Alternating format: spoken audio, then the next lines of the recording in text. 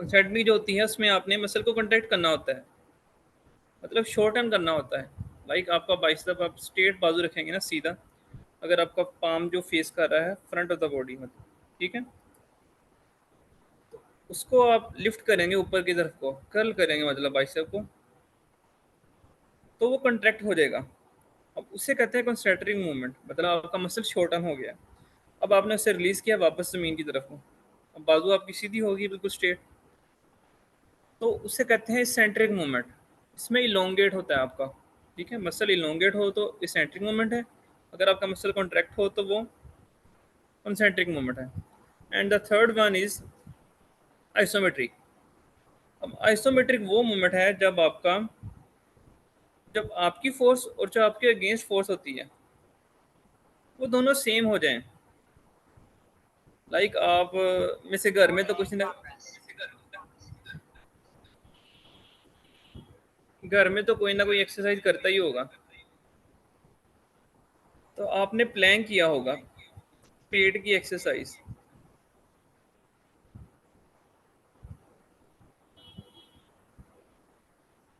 किया किसी ने कि नहीं? प्लैंक भी नहीं याद? अच्छा, इसमें आपने ना अपनी एल्बोज जो हैं वो ज़मीन पे रखनी होती अभी हैं तो और उससे बॉडी बिल्कुल निकाल के स्ट्रेट रखनी होती दिखाओ है, ना। जैसे एनिमल्स की नहीं होती, बिल्कुल स्ट्रेट बॉडी, उस शेप में। इसे कहते हैं होल्ड, प्लैंक होल्ड। आपने आपने फोर्स लगाई और आपकी अपोजिट फोर्स है, जब वो इक्वल होगी तो वो बॉडी वहाँ पे होल्ड हो जाएगी, वहाँ पे स्टक हो जाएगी। अब जितने भी होल्ड है ना, ये सारे आइसोमेट्रिक मूवमेंट में आते हैं, मतलब ना आपका मसल कॉन्ट्रैक्ट हो रहा है ना आपका मसल इलोंगेट हो रहा है।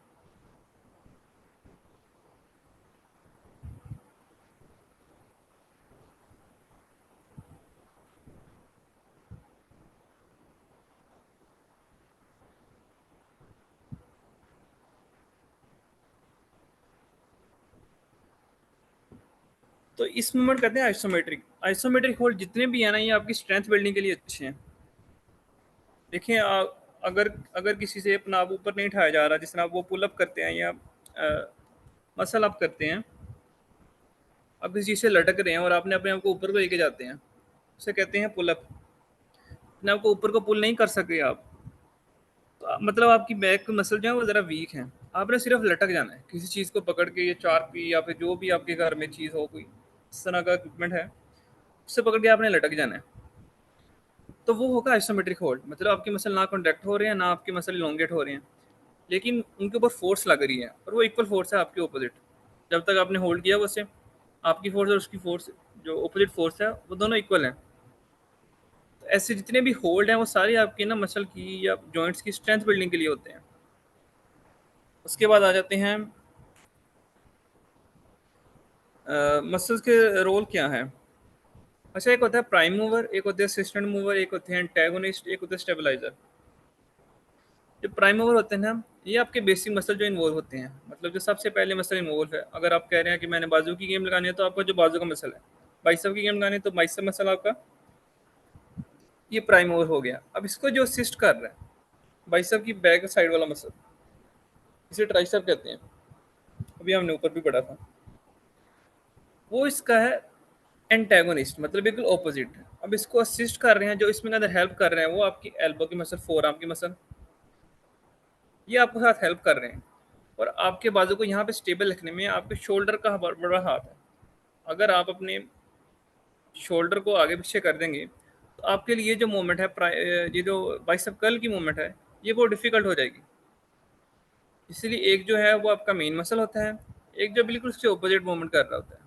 लाइक आप बाजू कर्ल करें ना बाइसेप को, आपका जो बाजू है, बाइसेप है, वो कॉन्ट्रैक्ट हो रहा है, और जो उसके पीछे वाला मसल है ट्राइसेप, वो रिलैक्स हो रहा है, इलोंगेट हो रहा है कह लो, सेंटर मूवमेंट उसकी हो रही है। तो ये एक प्राइम मूवर, एक उसका एंटागोनिस्ट ऑपोजिट। बाकी कुछ असिस्टेंट करते हैं, लाइक आपकी फोर आर्म, बाकी स्टेबलाइज कर रहा है आपके पूरे बॉडी को, पूरे आर्म्स को स्टेबलाइज कर रहा है आपका शोल्डर मसल। अच्छा, ये मूवमेंट्स के चार पांच नाम याद कर लें, इसके बाद हम ना नेट से निकाल के देखते हैं सारा, फिर मैं एक्सप्लेन करूंगा। फंडामेंटल मूवमेंट ऑफ बॉडी, एक होती फ्लेक्शन, इसमें आपने एंगल को छोटा करना है, जिसने आपको बताया ना बाइसेप कर्ल, बाजू से आपने नीचे से ऊपर को डंबल उठाया तो ये फ्लेक्स हो गया। अब वापस इसको लेके जा रहे हैं ज़मीन की तरफ को, तो ये एक्सटेंशन। अब अबडक्शन क्या होता है कि आपकी जो बॉडी की कोई भी movement away from the body, ठीक है, आपकी बॉडी से दूर जा रहा है। आपने कोई हाथ में कोई चीज़ पकड़ी है, आप उसको दूर को तरफ लेके हो, बॉडी से दूर लेके जा रहे हो, तो वो है अबडक्शन। अगर बॉडी के करीब लेके आ रहे हो तो वो है अडक्शन। मतलब एडिक्शन से आप याद रख लें कि जो करीब आ रही है वो अडक्शन है, और जो अपने हाथ को दूर लेके जा रहे हो अपनी बॉडी से वो है अडक्शन। अगर पास लेके आ रहे हो अपनी बॉडी के हाथ को तो वो है अडक्शन। इसी तरह रोटेशन है, रोटेट आप अपने रिस्ट को घुमा रहे हो, ये रोटेशन है। सर्कमडक्शन है, आपने 360 एंगल पे मूव करना है, बिल्कुल अपने आर्म्स को पूरा आप घुमा रहे हो ना, जिस तरह आर्म सर्कल बना रहे हो, वो जो सर्कल है वो है सर्कमडक्शन में आते हैं। बाकी प्रोनेशन और सुपिनेशन। प्रोनेशन आपकी तब है जब आप अपने जो पाम हैं उसको ज़मीन की तरफ को कर रहे हो। लाइक आपने सीधा हाथ रखा हुआ है, जिस तरह आप कोई चीज़ खाने लगे हैं, वो हाथ के ऊपर आपने रखी है। अब उस हाथ को आप घुमाएं उल्टा, ज़मीन की तरफ को कर दें, वो चीज़ नीचे गिर जाएगी, इसे कहते हैं प्रोनेशन। अगर आप उसको वापस सीधा करें हाथ को, मतलब ऊपर की तरफ को, पाम्स की पोजीशन अगर ऊपर की तरफ को है, जिस तरह आपने हाथ में कोई चीज़ रखी हो तो पाम की पोजीशन ऊपर की तरफ को होती है, तो वो सुपिनेशन है। अगर आप उसको उल्टा कर देते हैं तो वो प्रोनेशन है। ये क्लियर हुआ है कि नहीं? थोड़ा बहुत, या वीडियो से दिखाएं?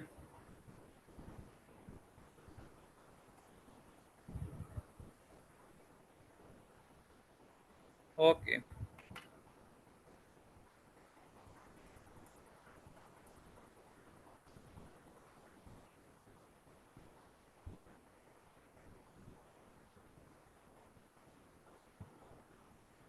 इमेज से देखते हैं।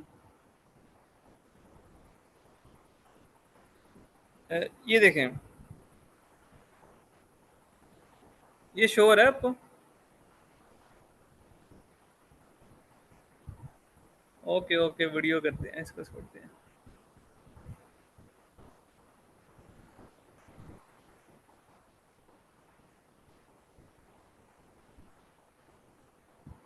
Just a minute.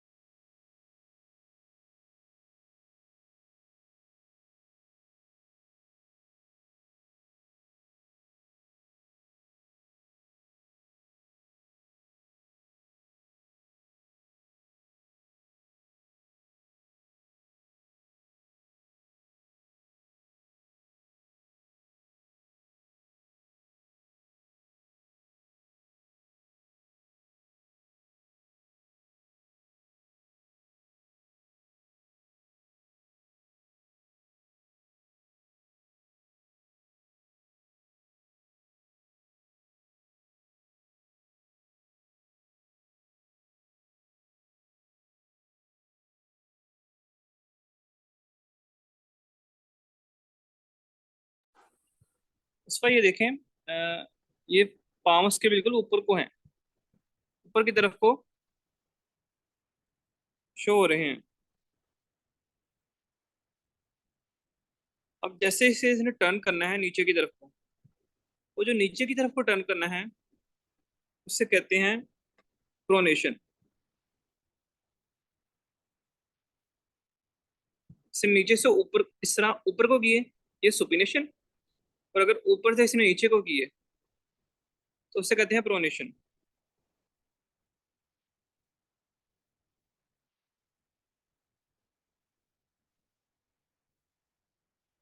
कुछ समझ लगी?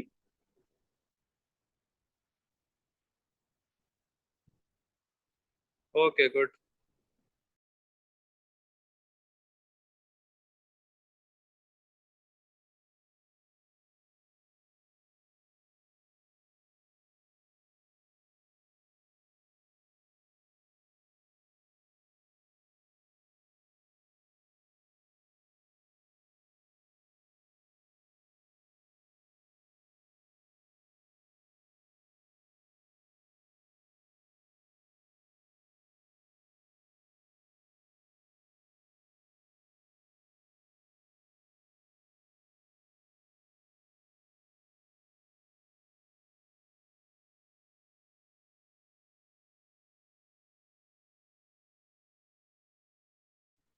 मैं हर एक को ना सेपरेट दिखा देता हूँ सर्च करके, ताकि क्लियर हो जाए।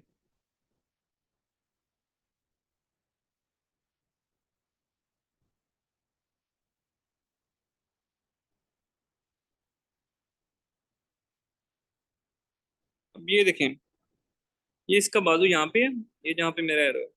अब इसने ये हाथ ऊपर को लेके गया, यहाँ से एल्बो यहाँ पे रहेगी, सिर्फ हैंड को ऊपर उठाना है, तो इसने फ्लेक्स किया।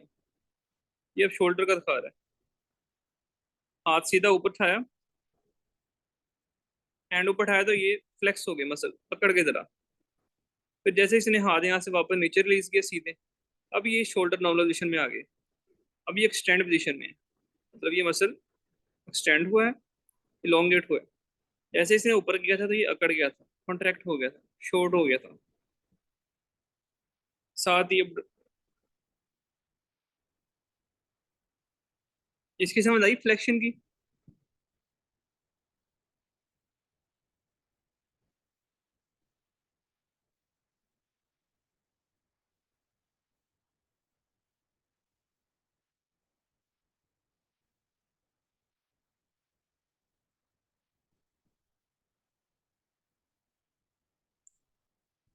ये देखें,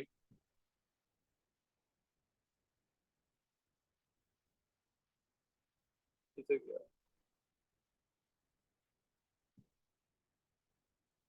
अब ये देखें, ये इसने, अगर आप बाजू को अपने यहाँ से स्ट्रेट पोजीशन से बाहर की तरफ लेके जा रहे हो, दूर की तरफ को, तो इसे कहते हैं abduction।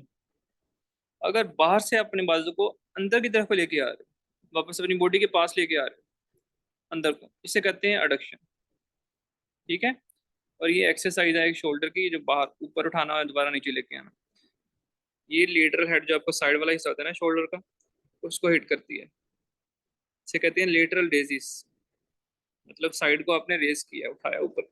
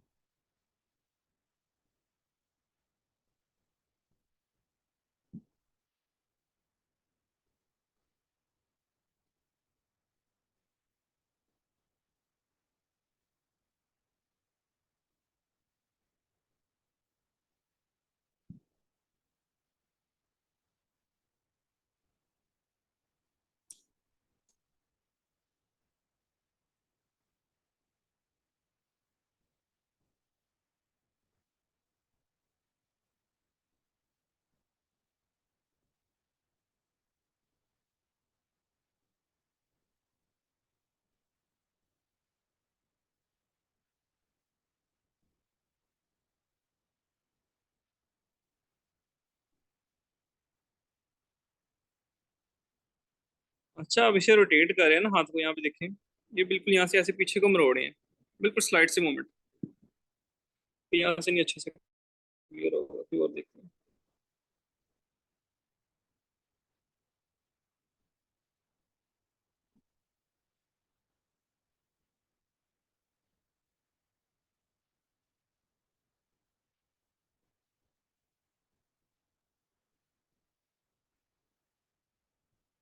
ये देखें, ज्यादा बेहतर तरीके से होता है।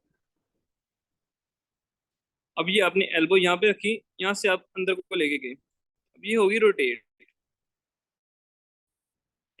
ठीक है। देखिए फिर आपने इसको पेड़ किया, ये हो गया रोटेट। लेकिन अगर आप पूरे सर्कल कर रहे हो आर्म से, तो वो है सरकमडक्शन। अगर आप यहाँ से हाथ को बाहर की तरफ से अंदर की तरफ को लेके आए हो, तो ये है रोटेशन। हो गया क्लियर ये? अब कोई आपको वर्कआउट की वीडियो दिखाते हैं। नहीं हुआ?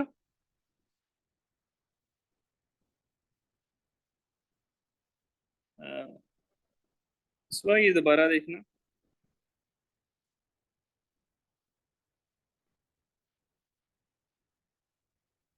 ये देखें, ये आपकी रिस्ट की मूवमेंट हो रही है। नीचे था, ऊपर को रोटेट कर गया, ऊपर था साइड को रोटेट कर गया। लेकिन अगर आप पूरा सर्कल उससे बना रहे हैं, हाथ को ऐसे एक सर्कल की फॉर्म में घुमा रहे हैं, तो वो सर्कमडक्शन होगा। इसी तरह ये हाथ को देखें, ये आप ऐसे पूरा घुमा रहे हैं इस आर्म को ऐसे, तो ये आपका हो गया सर्कमडक्शन। ठीक है। लेकिन अगर, हाँ, इसको ये देखें, ये ऊपर से नीचे को नीचे कर गया, आर्म्स को अपसाइड पोजीशन से इसने नीचे को किया, यहाँ यहाँ से खोल लेते हैं ऐसे। ये देखें, इस पोजीशन से ये नीचे की तरफ को गया, यहाँ से नीचे की तरफ को किया हम, बाजू नीचे की तरफ को गया, तो ये हो गया रोटेशन।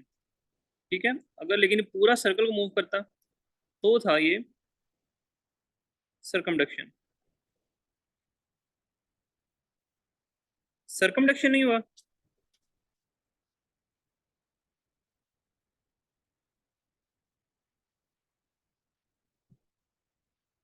ओके ओके, हो गया, थैंक यू।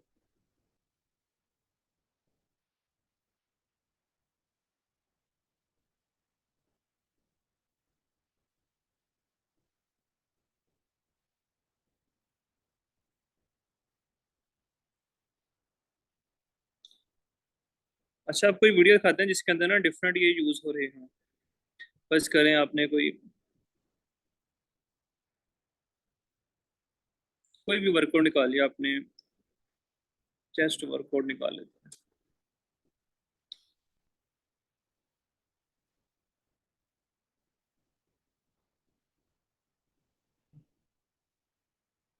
हैं। आपका वीडियो की आवाज नहीं ना आ रही? अगर चलेगी तो मैं चला के दिखाता हूँ, फिर मुझे बताना आवाज आ रही है कि नहीं।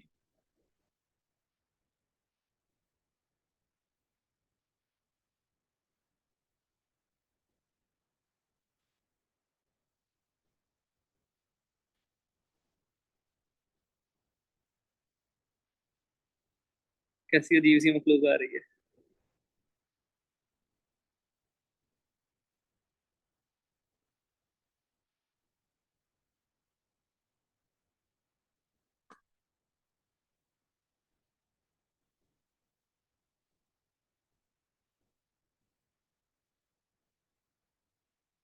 अच्छा, अब ये देखें, अब इसको कहते हैं इंक्लाइन बेंच प्रेस। मतलब ये नीचे से थोड़ा सा ऊपर को जा रहा है ना, ये देखिए यहाँ पे, ये बेंच देखिए, ये बिल्कुल फ्लैट नहीं है, पैरेलल टू ग्राउंड नहीं है, ये नीचे से थोड़ा सा ऊपर को जा रहा है। इसे कहते हैं इंक्लाइन बेंच प्रेस। ठीक है, ये इसने उठाया हुआ है। अब ये देखिए, ये चेस्ट इसका है मेन मसल। ठीक है। लेकिन आर्म्स यूज हो रहे हैं साथ। ठीक है। अब यहाँ पे इसकी जो बैक वाला हिस्सा है ना, ये वाला, ये रेड सा, ये इसकी बिल्कुल ऑपोजिट मसल है। तो एक होता है प्राइम मूवर, एक उसका ऑपोजिट क्या होता है, एंटागोनिस्ट। कोर जो है यहाँ पे सारा आपका, कोर आपकी बॉडी को स्टेबलाइज कर रहा है, स्टेबलाइजर है। ठीक है। और जो असिस्टर है, हेल्प कर रहा है इसके अंदर, वो आपके साथ ट्राइसेप। क्योंकि जैसे ये नीचे जाएंगे ना, आपको देखना ट्राइसेप के ऊपर जोर आएगा यहाँ पे। ये नीचे गया, ये ट्राइसेप इन्वॉल्व हुआ, फिर ऊपर गया ये ट्राइसेप, ये लॉन्गेट हुआ और ये कॉन्टैक्ट हुआ, ये अकड़ रहा है हमारा मसल। ये यहाँ से ही आपको कुछ होगा, ये देखें, ये अकड़ गया मसल, नीचे किया तो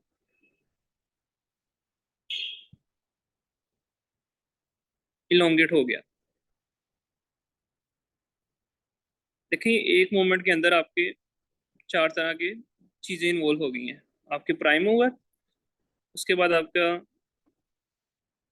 एंटागोनिस्ट जो उसके ऑपोजिट बिल्कुल मूव कर रहा है। मतलब अगर चेस्ट की मसल लगा रहे हैं तो उसका ऑपोजिट क्या है, बैक साइड। चेस्ट की बिल्कुल बैक पे, ऑपोजिट साइड पे बैक ही है ना आपकी। इसी तरह बाइसेप है, बाइसेप की बिल्कुल ऑपोजिट साइड पे आपकी ट्राइसेप है, तो वो उसका एंटागोनिस्ट हो गया। साथ बाकी आपकी कोर वगैरह स्टेबलाइज कर रही है, साथ ट्राइसेप आपके असिस्टर के तौर पे यूज हो रहे हैं। क्योंकि आप हाथ से पकड़ के लगाना है ना, आप वैसे तो नहीं ना चेस्ट की कोई एक्सरसाइज कर सकते। हाँ, इस एक्सरसाइज में अगर आप ट्राइसेप नीचे को करेंगे ना, तो वो इलोंगेट हो रहा है, फिर उसको ऊपर को लेके जाएंगे तो वो कंट्रैक्ट हो रहा है। लेकिन अगर आप कोई डिफरेंट और एक्सरसाइज करते हैं, जैसे ट्राइसेप पुश डाउन है, मैं आपको दिखाता हूँ। उसमें आप नीचे को लाएंगे तो वो कंट्रैक्ट होगा,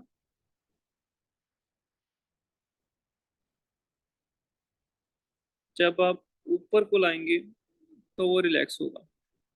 सिंपली जिस तरफ को आपकी फोर्स लग रही है ना, उस तरफ को कॉन्ट्रैक्ट होता है, और जिस तरफ को आप उसको स्टेबलाइज कर रहे हैं या वापस पोजिशन में लेके आ रहे हैं, इलोंगेट पोजिशन में लेके आ रहे हैं, ठीक है, उसमें जो आपका है वो इलोंगेट होता है मसल।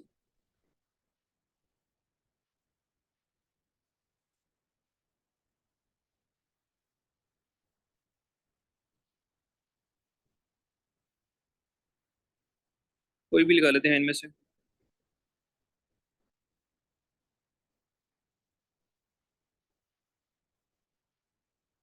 ये देखें,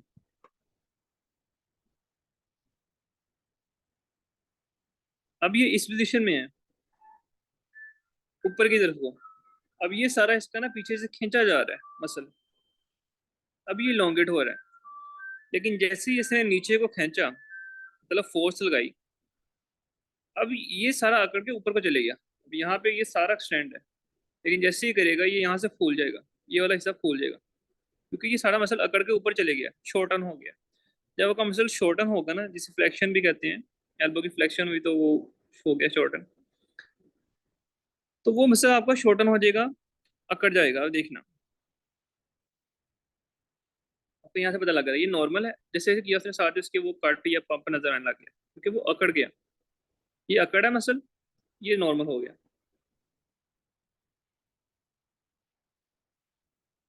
ये समझ आई इसकी? ये बेसिकली इंसान को देखेंगे ज्यादा अच्छी तरह समझ आ रहा है, क्योंकि वो मसल साथ शो हो रहा है ना। Okay great.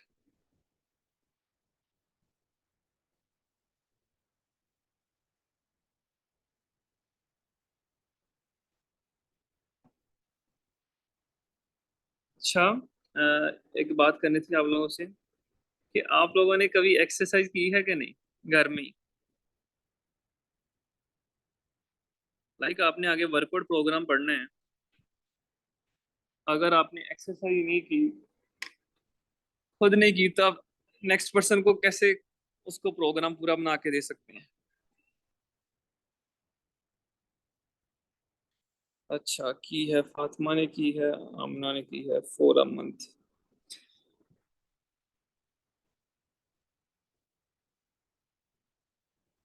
चलो जिन्होंने नहीं की, फिर यही है कि छुट्टियों के बाद उन्हें करके दिखा देंगे। बाकी इधर वीडियोस चलेंगी, जिससे आपको काफी आइडिया हो जाएगा।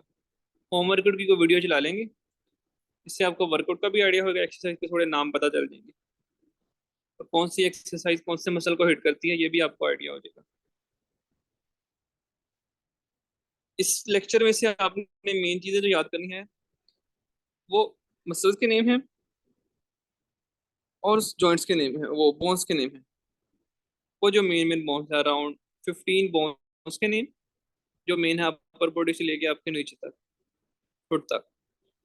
और जो मसल्स नेम है अराउंड 39 थे। ये आपकी मेन चीजें यहाँ पे याद करने वाली हैं, ठीक है। और बाकी आपका है इसमें याद करने वाला,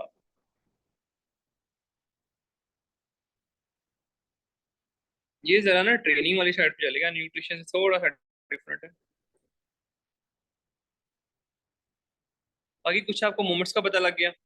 अगर किसी ने स्ट्रेंथ बिल्ड करनी है तो आपने उसको होल्ड वाली मूवमेंट करवानी है, ये आगे वर्कआउट प्रोग्राम आपको डिजाइन करने में हेल्प करेगी। अगर आपने को मसल बिल्डिंग करनी है तो उससे कहना है स्लो कॉन्सेंट्रिक, मतलब मसल को कॉन्ट्रैक्ट करें और स्लोली मसल को इलोंगेट करें।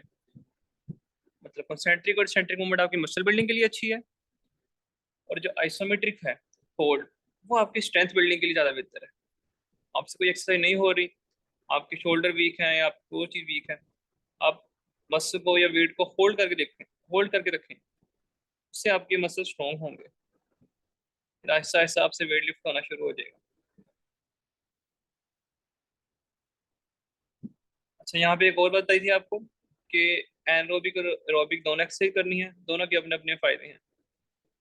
अगर आपने एक कर ली दूसरी ज्यादा ना की, तो एक के भी अच्छे से फायदे नहीं उठा सकेंगे। लाइक मसल बिल्ड कर लिया, प्रॉपर सप्लाई ब्लड की नहीं जा रही उधर, ज्यादा वेसल्स नहीं बनी, तो मसल को ज़्यादा खुराक ही नहीं मिलेगी, वो सही तरह से बिल्ड नहीं कर पाएगा, नरिश नहीं होगा।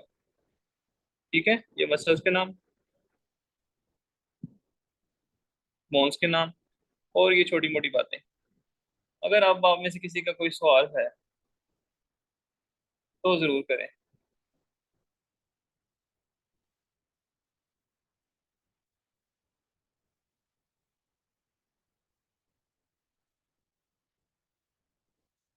हाँ जी जनाब, बोर हो गया लगता है आज तो।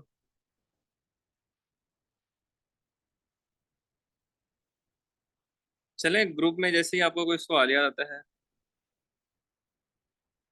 आप ज़रूर करें मुझसे। अच्छा, उस वक्त करें सवाल।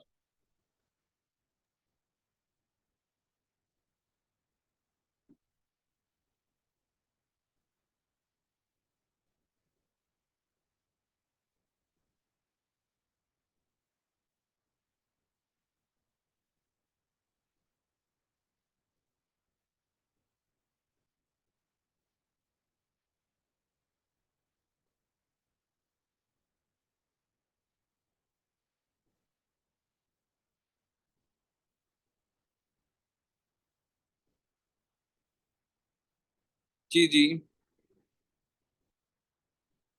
और दो तीन चीज़ें मिलेंगी तो मसल इलाज होगा ही ना।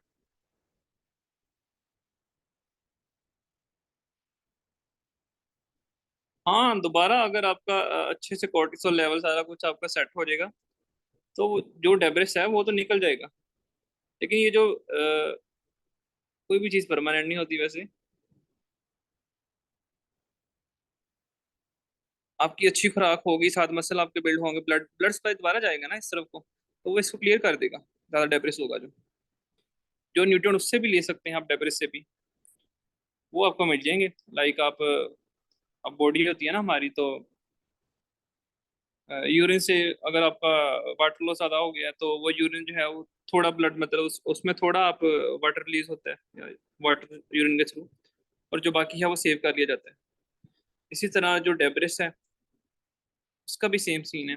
अगर उसके अंदर कोई मिनरल या कोई हेल्दी चीज़ बची होगी, अच्छी चीज़ जो बॉडी को चाहिए, वो उसे सेव कर लेंगे जब दोबारा उधर की तरफ ब्लड फ्लो होगा या कोर्टिसोल लेवल ठीक होगा।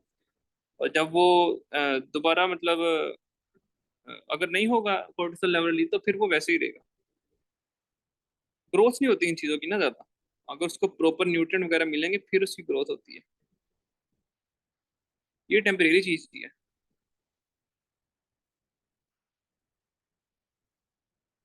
वैसे ये बॉडी बिल्डर्स ये जो सारे ये टेम्परेरी चीज़ें ही होती हैं, इनके मसल्स भी टेम्परेरी होते हैं। सिर्फ कंपटीशन के दौरान इनके मसल्स होते हैं, उसके बाद आपको देखेंगे तो जमीन आसमान का फर्क लगेगा आपको।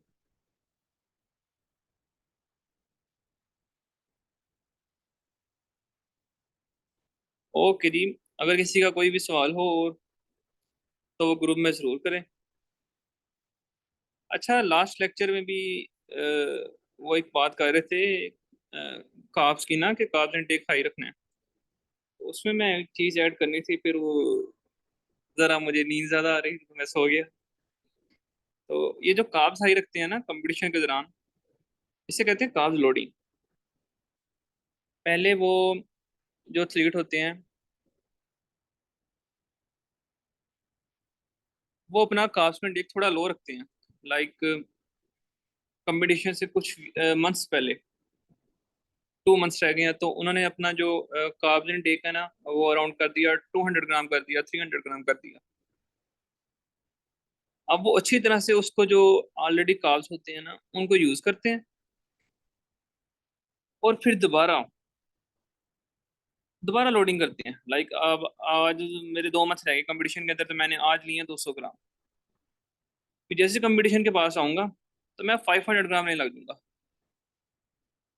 अब उनका मानना ये है, बल्कि रिसर्च भी यही कहती है, जो कार्ब लोडिंग है वो आपकी ग्लाइकोजन स्टोरेज को बढ़ाती है। अगर आप नॉर्मल खा रहे हैं ना, आप 500 ग्राम खा रहे हैं, अगले दिन आप 550 ग्राम खा रहे हैं, इतना खास फर्क नहीं पड़ेगा। लेकिन अगर आप एक को थोड़ा कम करके पहले थोड़ा उसको ग्लाइकोजन को यूज करेंगे, बॉडी से रिलीज होगा वहां से, जहाँ जहाँ पे स्टोर है ग्लाइकोजन, मसल में स्टोर होता है और लीवर में होता है, वहां से थोड़ा यूज करेंगे, फिर दोबारा उसको रीलोड करेंगे, दोबारा कार्ब लोडिंग करेंगे ज्यादा सारी, ताकि वो ग्लाइकोजन स्टोर हो, तो वो ज़्यादा अच्छे से बिल्ड होता है, ज़्यादा उसकी ना अमाउंट बढ़ जाती है ग्लाइकोजन, क्योंकि एक्सरसाइज वगैरह आपने की है, सारा कुछ किया है, ग्लाइकोजन स्टोरेज आपका बढ़ा है। थोड़ा उसको यूज़ करें, उसको दोबारा रिफिल करें, तो ज़्यादा अच्छे से बिल्ड होगा। चलिए ठीक है फिर, अल्लाह हाफिज़ सबको, रेस्ट करें आप भी, और ये मसल और बोन्स के नाम ज़रूर याद रखना। अल्लाह हाफिज़।